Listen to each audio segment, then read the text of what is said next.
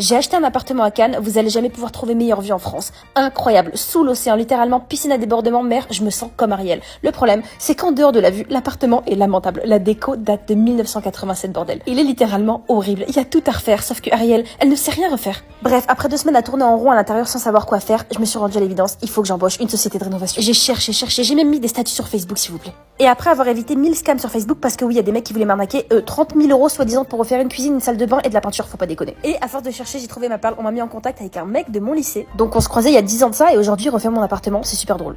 Attention, c'est pas une collab, hein, je le paye, mais j'avoue, j'ai un petit tarif préférentiel étant donné que je vais lui faire du contenu. Oui, la mention sera écrite dans la bio, oui. Bref, il m'a appelé, il m'a dit on commence dans 2 jours. Il m'a dit est-ce que l'appartement est vide? J'ai dit oui, c'était pas vrai, il était pas vide. Donc j'ai dû pendant 2 jours absolument tout vider et aller chercher tous les matériaux, toute la peinture, les carrelages, le mobilier, bref, j'ai toujours attendu ce moment patiemment dans ma vie pour pouvoir décorer un appart à mon goût. Et en fait, c'est trop dur, c'est hyper stressant, t'as l'impression que tu vas te tromper à tout moment. J'ai toujours peur qu'il y ait un manque de cohérence entre les pièces, c'est hyper stressant. Et voilà, maintenant voilà le moment de fracasser ma cuisine, j'ai vraiment trop peur. Et je vous jure, c'est un flip de donner des clés à des gens et de se dire bon bah la prochaine fois que je reviens, il est prêt quoi. Non mais en vrai, j'ai vu leur avant-après et j'ai entièrement confiance en eux, ils font de la magie. Prions ensemble pour que ça se passe bien parce que je vous rappelle que vous allez venir ici, c'est pas un appartement où je vais habiter, c'est un appartement que je vais faire en Airbnb pour que vous puissiez venir quand vous voulez, en week-end, en vacances, et la prochaine fois que j'ouvre ce placard, boum, il y aura le résultat final. Vous avez capté la transition de fou ou pas? On va faire un truc de malade. Vous venez quand?